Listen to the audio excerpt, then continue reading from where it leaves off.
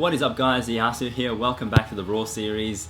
Number 7 I believe. Well, it's getting quite progressive, isn't it? I'm back to the right side of the field, my most comfortable side, kicking with my left of course. Got the wall up. I extended the height in this session of the wall because you guys suggested that in my last session and you were right, it was too low. So the mannequins were at least as high as me this time around, and you know, I'm 182 centimeters or 5'11", so I believe that was sufficient height, definitely comfortable enough.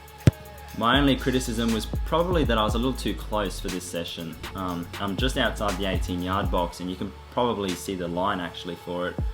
As you saw just then, a big issue I had was it wasn't that windy, but I had the mannequins falling over constantly and I'd have to pick them up, rearrange them, and because the soil around where I was placing them was getting soft from me constantly pulling them in and, you know, sticking them back in the ground, it sort of loosened the soil, so it only made the problem worse as the session progressed.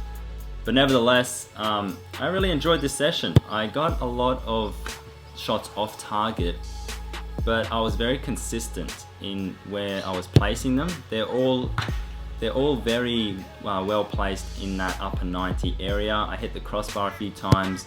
I would go just outside the post or just over the bar a few times, but I was very happy with how consistently I was getting it in that area, even though my accuracy was, I think my accuracy dropped since my last session, but I really don't mind because, like I said, I was happy with the consistency I was getting. You'll also notice that I didn't get, I wasn't bending the ball as much. There's not as much bend, except for that one. There's a bit of bend in that. And every now and then I do take a couple of sort of lazy shots where I try to just whip it. But in terms of actually keeping my form and trying to keep my technique up, there's not much bend, and that's not very traditional for me, I know. But I don't know, I was just more focused on placing it as opposed to getting the curve this time round. And the wall did prove a bit of a challenge. Like I wasn't used to it, and that probably explains why my accuracy percentage went down, just because the wall's there and you know, I was adjusting to it in this session. I don't know, I guess that's a bit of an excuse, but yeah, I did sort of find it a bit more of a challenge, as you'd expect. This shot here, I lined this up for a few seconds because I was just taking in all the things I learned from this session so far, and I figured I would just sort of apply the different techniques I'd tried during the session. And as you can see here, I got it absolute top corner.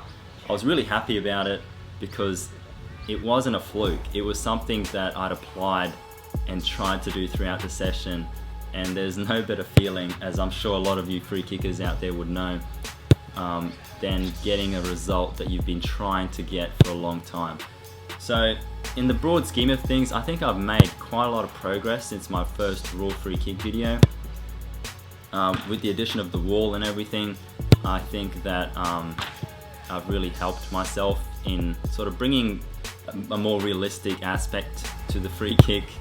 But that kick there, I think I like this kick here more than I did that other one where I lined it up, because this has power, and that's where I'm heading into.